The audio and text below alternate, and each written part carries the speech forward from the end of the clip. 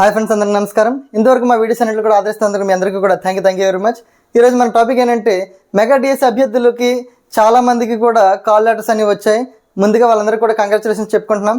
అయితే ఎవరికైతే త్రుటిలో జాబ్ తప్పిపోయిన వాళ్ళు ఉన్నారో, ఎవరైతే మాకు రాలేదని చెప్పి బాధపడుతున్నారో వాళ్ళందరికీ కూడా ఒక మంచి గుడ్ న్యూస్ అని కూడా మనం చెప్పచ్చు. ఏంటి అది గుడ్ న్యూస్ అని అంటే, దయచేసి ఎవరు తప్పుగా అనుకోకండి. అంటే ఇది గుడ్ న్యూస్ ఎలాగవుతుంది, మాకు ఒక పాయింట్తో మార్క్స్ పోయాయి, మేము చాలా బాధపడుతున్నాము అని అంటే, బాధపడి మనం అక్కడే ఉండిపోవడానికి అయితే లేదు కదా. ఖచ్చితంగా మనం ముందుకు సాగాల్సి ఉంటుంది. ఎప్పుడైతే మనం డిప్రెషన్లో ఉంటామో ఆ డిప్రెషన్ మైండ్ని తప్పకుండా పక్క వైపుగా మనం మరలించుకోవాలి. దీనికంటే బెటర్ యాక్చువల్లీ మనం డిఎస్సి అనేదాన్ని గోల్గా పెట్టుకున్నాం, ఓకే రాలేదు, కానీ అక్కడికి ఆగిపోతే ఇంతకుముందు కూడా మనం డిఎస్సీలు ప్రిపేర్ అయ్యి ఉంటాం, ఇంతకుముందు కూడా చాలా వాటిని మనం కోల్పోయి ఉంటాం, కానీ వాటిని అధిగమించి ఉంటాం కదా. ఇది కూడా అలాగే మన మైండ్ సెట్ని ఎప్పుడైతే ఒక దగ్గర కోల్పోయినప్పుడు దాన్ని పక్కదాకా తప్పించుకొని వాటిలో మళ్ళీ మనం బెస్ట్ అనిపించుకుంటామో అప్పుడు మనం నిజంగా జీవితంలో సక్సెస్ అయినట్టు, మన తరం వరకు కూడా మనం ఒక ఇన్స్పిరేషన్గా నిలబడతాం. ఇప్పుడు ఒకసారి మన టాపిక్ చూసుకుంటే, APPSC Andhra Pradesh public service commission వారు December 31 నాటికి ఖచ్చితంగా ఖాళీలను ఐడెంటిఫై చేసి మార్చి నెలకి ఫైనాన్షియల్ క్లియరెన్స్ ఇచ్చి as per GO number 2012 vacancy maximum 2026 కల్లా మార్చ్ ఏప్రిల్లో నోటిఫికేషన్స్ని మనకి రిలీజ్ చేసే అవకాశం అయితే ఉంది. ఒకసారి మీరు గుర్తుపెట్టుకోండి, ఏపీపీఎస్సి వారు గ్రూప్ 1, గ్రూప్ 2, గ్రూప్ 3 అలాగే లైబ్రేరియన్ పోస్టులు కానివ్వండి, డిగ్రీ లెక్చరర్స్ పోస్టులు కానివ్వండి, ఇలా ప్రతి పోస్టులన్నీ కూడా రిలీజ్ చేయడానికి సిద్ధంగా ఉన్నారు. అయితే మీరు అనుకోవచ్చు, ఇంకా గ్రూప్ 2 ఇంకా కొలిక్కి రాలేదు, అప్పుడే కొత్త నోటిఫికేషన్ ఎలా ఇస్తారని. ఏదైతే పక్క ఆల్రెడీ ఎగ్జామ్ అయిపోయింది, ఎటువంటి ఇంకా అవరోధాలు లేవు అందులో. ఆల్రెడీ పోలీస్ జాబ్స్ కూడా, ఏపీ పోలీస్ కూడా కాలేజ్ కూడా వాళ్ళు కూడా వెళ్ళిపోతున్నాయి, అంటే అవి కూడా క్లియరెన్స్ అయిపోయింది. సో ఇంకా నెక్స్ట్ మనకు వచ్చే నోటిఫికేషన్స్లో పోలీస్ కానిస్టేబుల్ అండ్ ఎస్ఐ ఈ వీటికి కూడా నోటిఫికేషన్ అనేది మార్చి ఏప్రిల్లో రాబోతుంది. ఇంకా 2026 అన్నీ కూడా మీకు కొలువుల జాతర అని చెప్పచ్చు. మరి అప్పుడు వచ్చినప్పుడు మనం చూద్దామని అనుకోకుండా ఎప్పటి నుంచి అంటే ఒక 1 year వరకు మనకి టైం అయితే ఉంది కాబట్టి ఎగ్జామ్స్ వరకు కూడా, అంటే ఈవెన్ గ్రూప్ 1 అవ్వచ్చు, గ్రూప్ 2 అవ్వచ్చు, గ్రూప్ 3 అవ్వచ్చు, లైబ్రరీన్ పోస్ట్ అవ్వచ్చు, డిగ్రీ లెక్చరర్స్ అవ్వచ్చు, ఇలా జూనియర్ లెక్చరర్స్ అవ్వచ్చు, ఇలా ప్రతి పోస్టులకి కూడా మహిళా శిక్షణ సంఘంలో కూడా ఉంది. అలాగే సిడిపిఓ అంటే చైల్డ్ డెవలప్మెంట్ ప్రాజెక్ట్ ఆఫీసర్స్ వీటిల్లో కూడా ఉన్నాయి.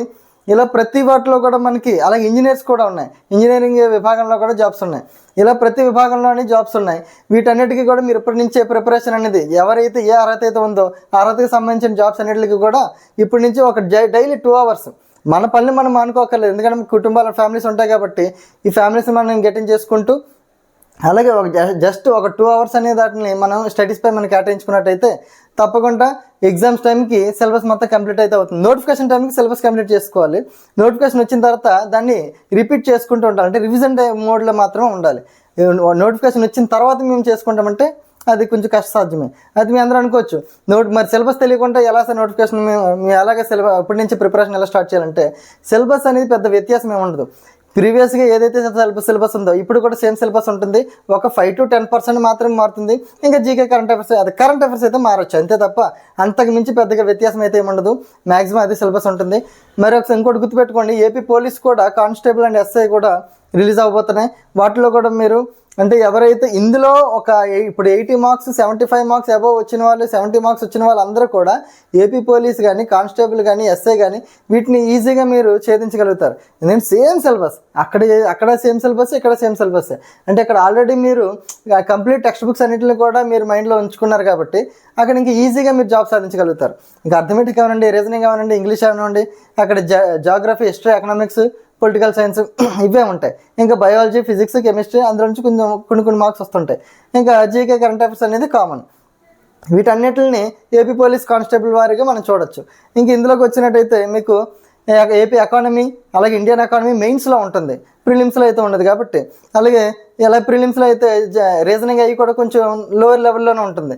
ఇంచుమించుగా ఇంగ్లీష్ ఇప్పుడు ఏ సబ్జెక్ట్స్ అని తీసుకున్నా సరే, గ్రూప్ 1 అయినా గ్రూప్ 2 అయినా సరే డిస్క్రిప్షన్ ఉంటుంది ఏపీ గ్రూప్ 1లో.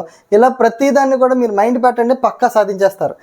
నాకు తెలిసి మీకు గ్రూప్ 1, గ్రూప్ 2 రాసిపెట్టి ఉండదేమో, అందుకే టీచర్ జాబ్ త్రుటిలో మిస్ అయిందేమో అని అనుకోవచ్చు. ఒకవేళ మీరు అది వచ్చిందంటే దీని మీద మైండ్ పెట్టరు కదా అంతగా, ఏమో పక్కాగా నేనైతే మనస్ఫూర్తిగా భావిస్తున్నాను. ఒక మంచిది మన కోసం వెయిట్ చేస్తుంది కాబట్టి ఒక దాన్ని పక్కన పెట్టచ్చు అనుకుంటారు. మీరు అనుకోవచ్చు, సార్ నాకు టీచర్కి మించింది ఏది కూడా నాకు కాదని. కానీ ఇక్కడ డిగ్రీ లెక్చరర్స్ కూడా ఉన్నాయి, అదొకటి గుర్తుపెట్టుకోండి. డిగ్రీ లెక్చరర్స్ కూడా మనకి అవకాశం ఉంది. దాని క్వాలిఫికేషన్ వేరు కాస్తారంటే ఈలోపు మన క్వాలిఫికేషన్ పెంచుకోవచ్చు, మనకి ప్రిపరేషన్ కూడా పెంచుకోవచ్చు. డిఎస్సి అయితే రాదు అని కూడా మనం చెప్పట్లేదు కదా. 2027లో పక్కాగా ఇంకో నోటిఫికేషన్ డిఎస్సిది వస్తుంది.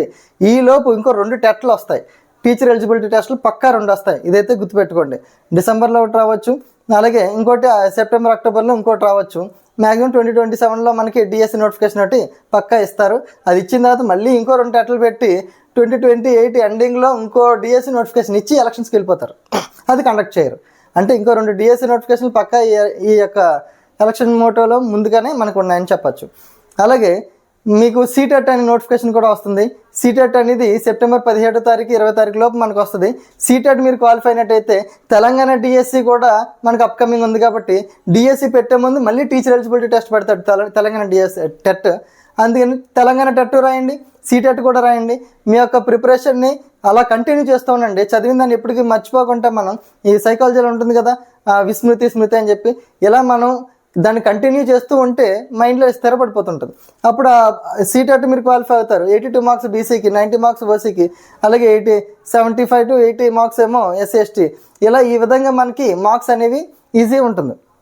ఒకటి గుర్తుపెట్టుకోండి, బీసీఈ ముస్లిమ్స్ వాళ్ళకైతే, మనకైతే బీసీ సెంట్రల్ వైడ్కి వెళ్తే ఈడబ్ల్యూఎస్ వస్తుంది, అంటే ఓపెన్ కేటగిరీలోకి వెళ్తుంది.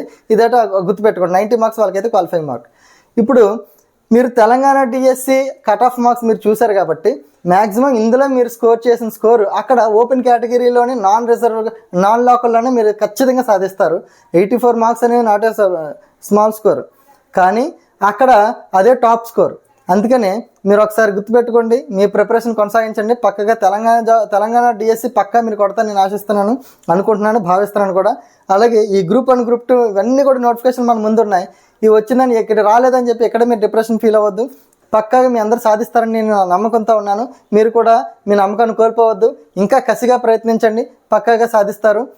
ఇంతవరకు మా వీడియోస్ అన్నింటిలో కూడా మీరు ఆదరిస్తున్నందుకు మీ అందరికీ కూడా నేను ధన్యవాదాలు తెలుపుకుంటూ ఈ వీడియోని ముగిస్తున్నాను. Thank you. జై హింద్.